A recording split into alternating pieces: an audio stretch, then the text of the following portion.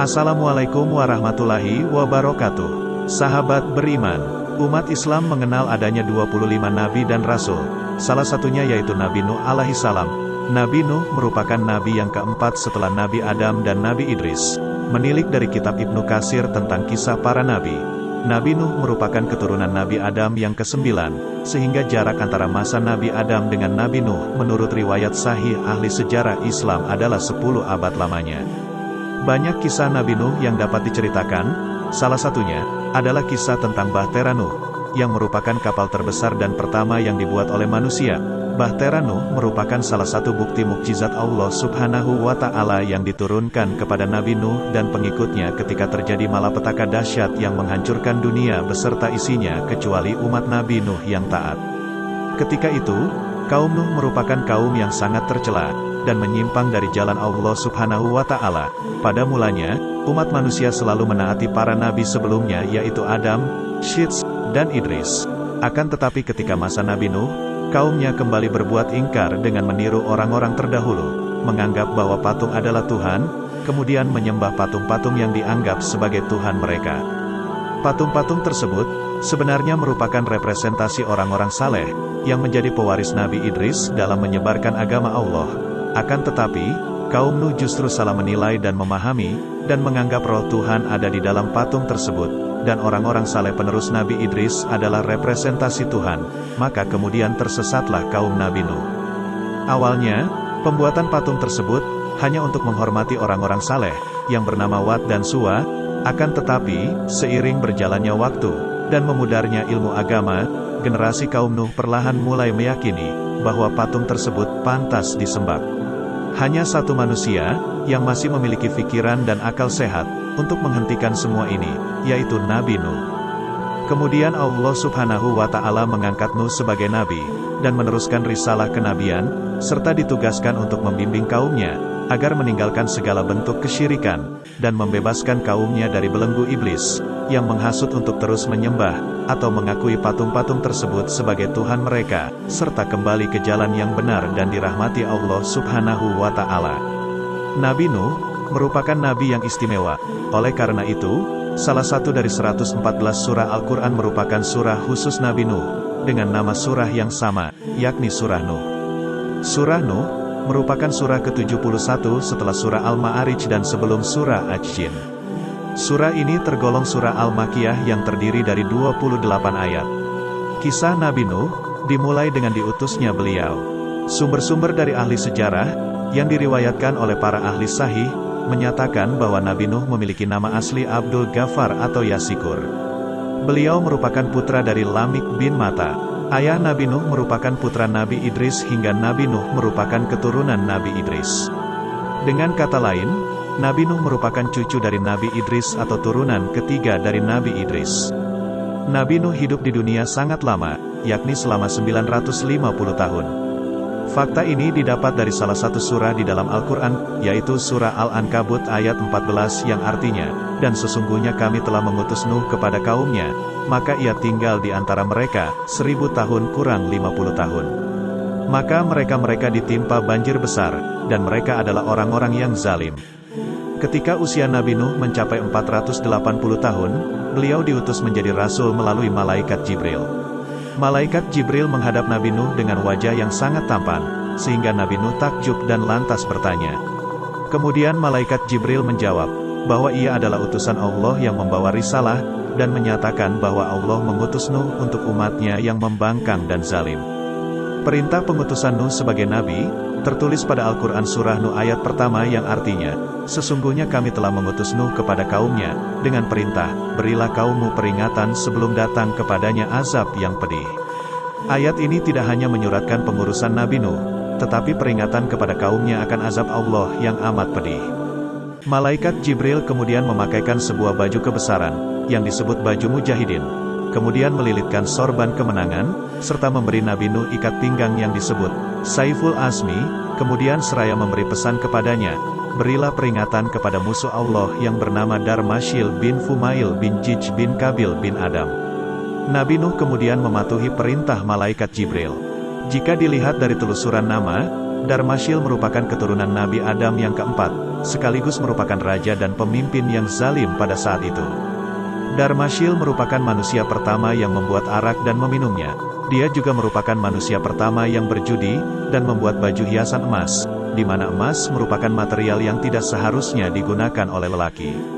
Raja Darmashil juga merupakan raja yang menyembah dan mengagungkan 5 berhala, yaitu Wat, Siwa, Yauk, Yakhuts, dan Nasr.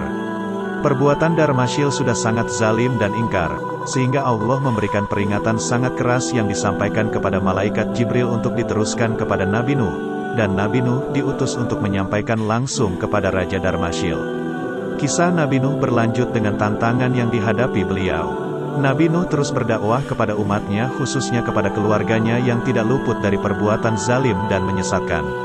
Selama 5 abad, semenjak beliau diutus menjadi Nabi, Nabi Nuh hanya memiliki 70-80 orang pengikut saja, di mana pengikut tersebut terdiri dari orang-orang biasa yang bukan berasal dari keluarga kaya, terhormat, dan berada, atau keturunan terpandang.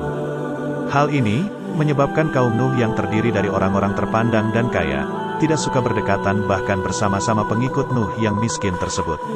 Karena kesombongan dan keangkuhan mereka menganggap bahwa derajat dan kasta mereka tidaklah sama, bahkan menganggap derajat mereka lebih tinggi dari Nabi Nuh, hingga tidak mungkin akan mengikutinya. Kaum Nabi Nuh mencemooh dan menghina Nabi Nuh dan pengikutnya yang miskin. Penolakan dan penghinaan terus terjadi tidak hanya dari kaumnya saja, namun juga dari kalangan keluarganya. Bahkan, istri dan putranya Kanan secara terang-terangan menolak dan menentang ajaran Nabi Nuh. Yang lebih parah lagi, bahwa mereka memengaruhi orang lain untuk tidak mengikuti ajaran Nabi Nuh alaihi salam. Kaumnya tidak percaya bahwa Nabi Nuh adalah utusan Allah, dan meyakini bahwa Nabi Nuh hanyalah manusia biasa, tidak memiliki kekuatan, tidak memiliki kelebihan apapun, bahkan tidak memiliki harta yang lebih banyak dibanding mereka, dan mereka mengatakan bahwa Nabi Nuh telah berdusta. Mereka sangat merendahkan Nabi Nuh, bahkan lebih daripada itu, mereka ingin mengusir beliau. Salah satu pemimpin kaum Nuh yang zalim tersebut kemudian berkata, bahwa mereka akan dengan rela dan ikhlas menjadi pengikut Nabi Nuh, dan taat pada ajaran-ajaran yang dibawa Nabi Nuh, asalkan Nabi Nuh bersedia mengikuti dengan syarat pengikut Nabi Nuh yang sudah taat dan dianggap hina karena miskin diusir.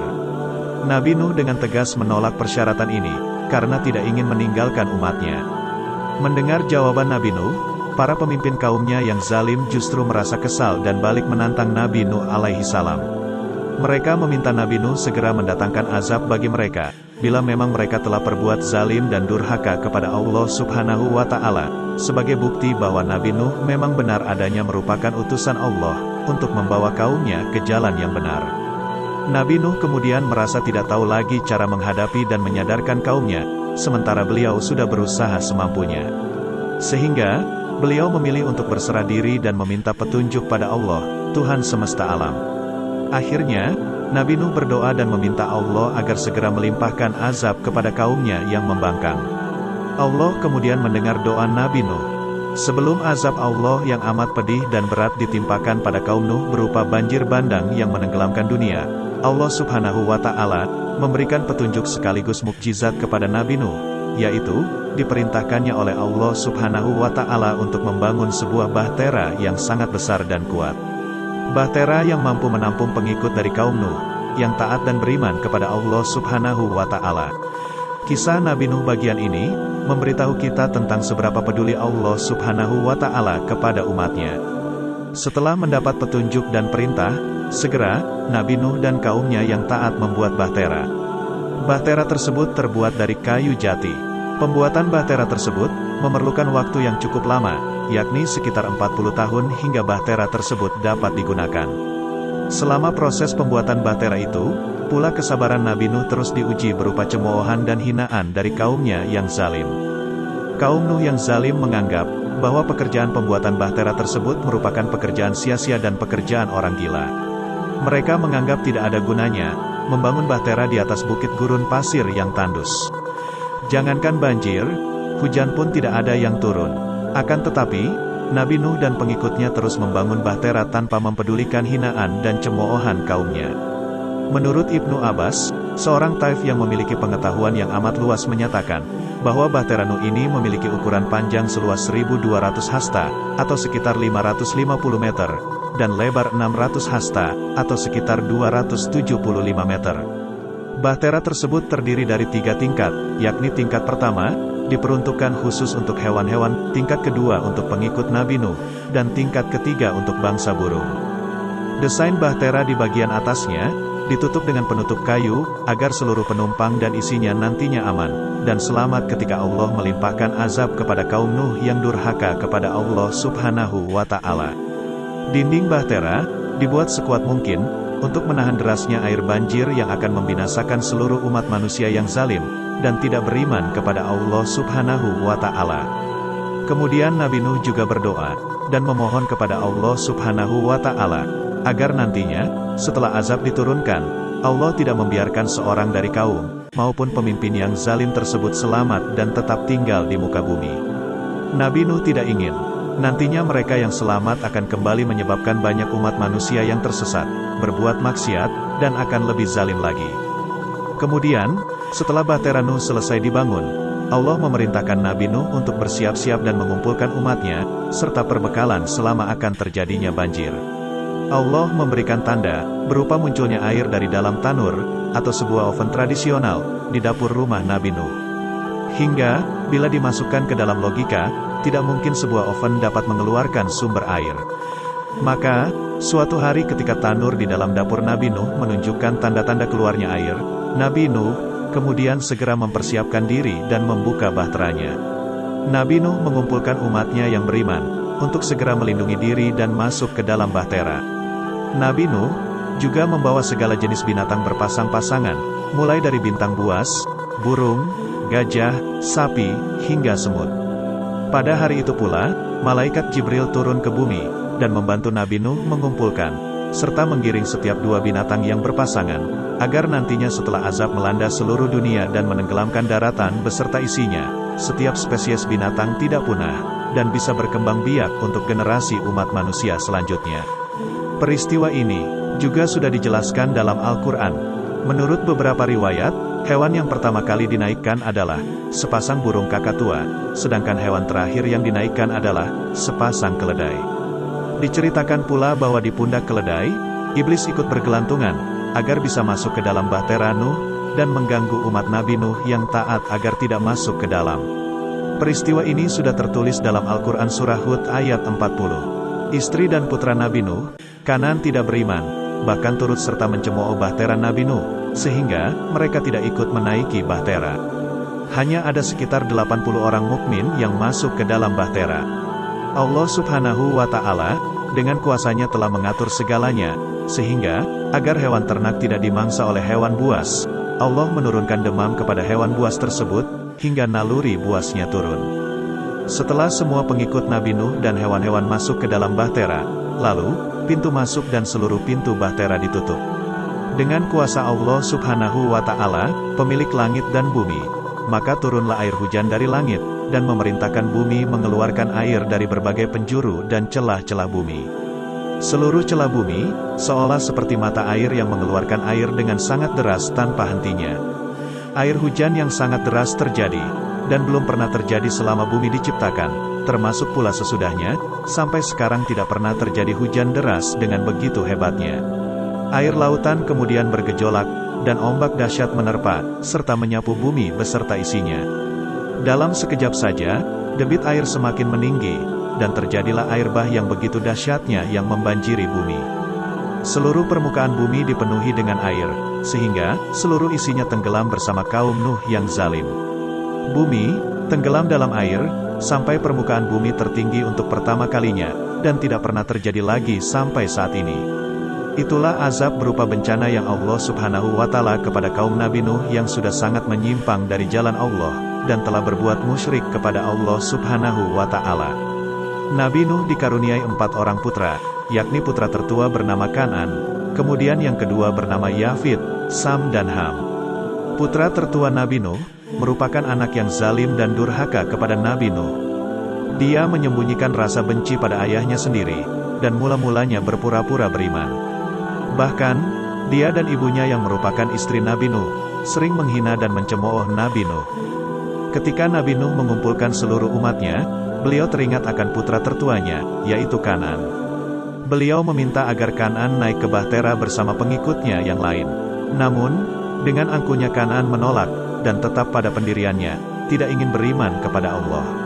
Oleh karenanya, Kanan termasuk golongan orang-orang yang merugi, dan tidak diselamatkan oleh Allah Subhanahu wa Ta'ala. Ketika air bah sudah mulai meninggi, Nabi Nuh sebagai seorang ayah terus membujuk sang anak, agar menaiki bahtera dan berkata, "Hai anakku, naiklah ke kapal ini agar engkau selamat dari azab Allah, dan janganlah engkau masuk ke dalam golongan orang kafir." Quran Surat Hud, ayat 43. Akan tetapi, Kanan justru menganggap, bahwa bencana tersebut merupakan peristiwa alam biasa. Kanan kemudian menjawab, "Aku akan mencari perlindungan ke gunung yang dapat memeliharaku dari air bah," dan dijawab pula oleh Nabi Nuh, "Tidak ada yang melindungi hari ini dari azab Allah selain Allah saja yang Maha Penyayang."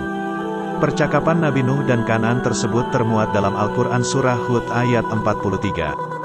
Banjir kemudian semakin meninggi, dan Kanan tetap tidak mau masuk ke dalam kapal, dan ingin menyelamatkan diri dengan cara berenang, menuju puncak gunung yang belum tersentuh air. Kanan menganggap, bahwa air tidak akan sampai ke puncak gunung tersebut. Namun, dugaannya ternyata salah. Air banjir bahkan menenggelamkan puncak gunung tertinggi sekalipun. Di sela percakapan antara keduanya, muncullah gelombang besar yang memisahkan antara bahtera Nabi Nuh dengan Kanan. Seketika Kanan lenyap dari penglihatan Nabi Nuh. Nabi Nuh berusaha mencari keberadaan putra sulungnya, akan tetapi sia-sia.